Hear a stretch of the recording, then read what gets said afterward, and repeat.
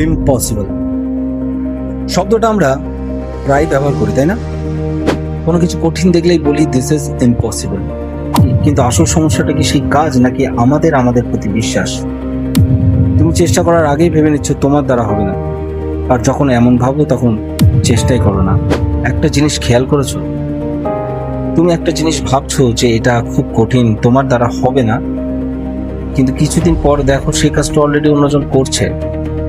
তাহলে সেটা করতে পারা অসম্ভব নয়।